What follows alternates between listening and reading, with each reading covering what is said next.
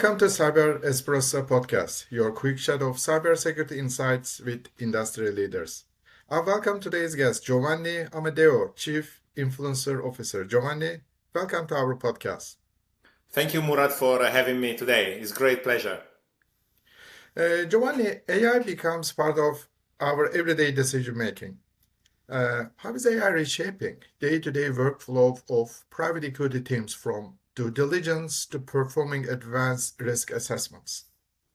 Let's take a step back. Private equity industry is a very backwards industry. So you have the old traditional players who think that relationship is everything. Some of them woke up to the new reality earlier than others. Some are still convinced that the human relationship is what drives private equity activity. So there are different ways where the workflow is being affected in private equity. So let's start from the sourcing. So before you relied as a private equity practitioner, you relied on your network of contact advisors and people that will give you potential leads to bring you ideas and opportunities. Now, artificial intelligence helps you screen some of the company so that part is being taken care of. The second is the creation of documentation ahead of the investment committee meeting. So that is also being taken care partially by the different AI solutions.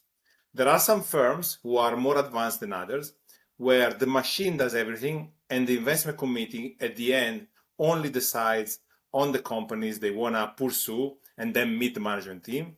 And some others where all these steps are still done in the old way.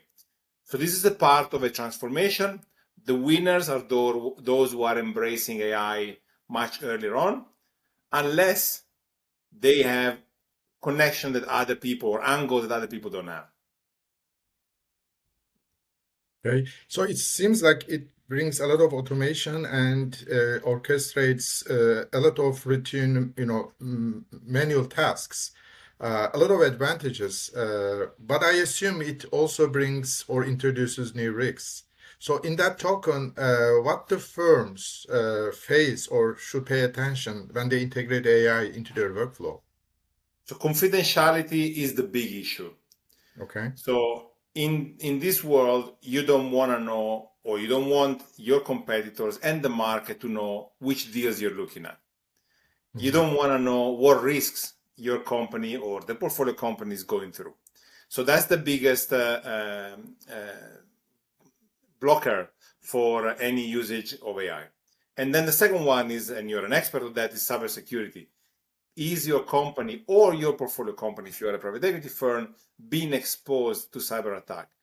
And are you prepared to respond to any of these attacks? And imagine you are a private equity firm which is very small, don't have an AI person in-house. They have to rely on external people.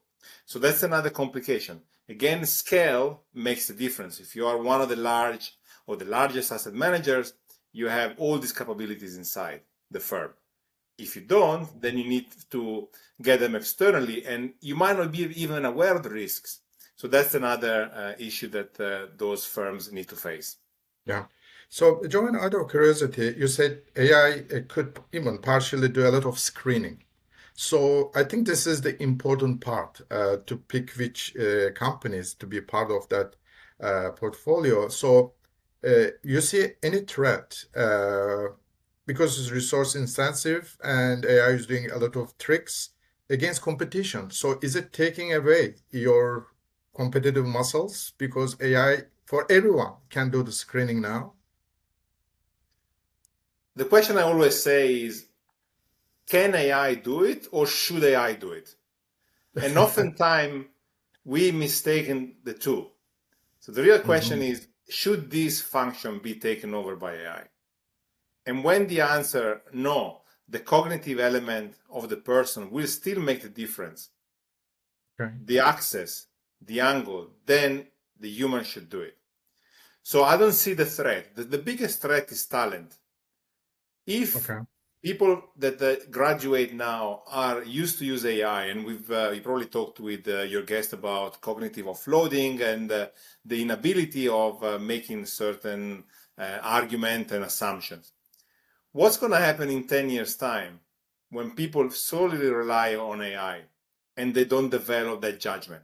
So to me, that's the biggest threat right now. And that's what, when I do the podcast and I interview all the private equity and private credit professionals, they say the ability to judge is the best skill that they're looking for in a talent.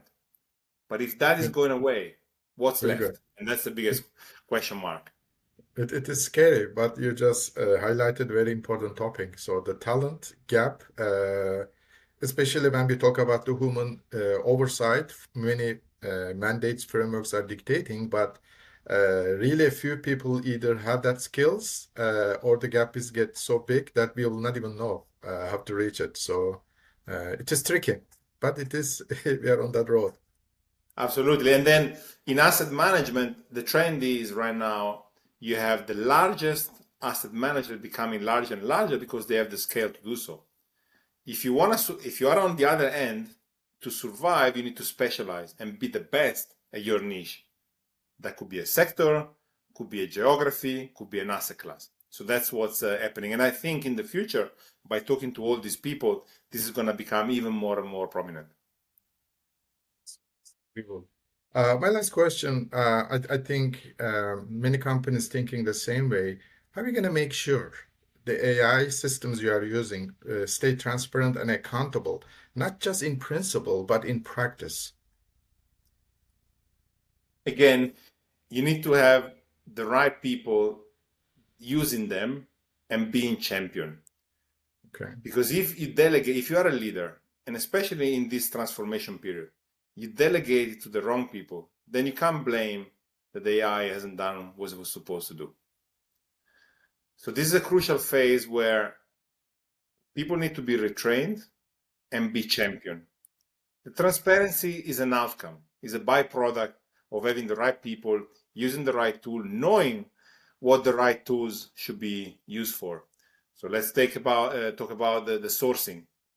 Is the sourcing a way to identify angles based on all your firm does? Or is the sourcing just to return you all the results? And then what happens if those results don't get followed up on? And then if there is a breach, if there is a cyber attack? So these are the questions that people should ask themselves. Very good. Giovanni, I truly appreciate your availability being part of our podcast. I look forward to talking to you on other occasions. Again, thanks for being part of our podcast. Thank you, Murat. It was great being a guest. Thank you. Take care, Giovanni. Ciao.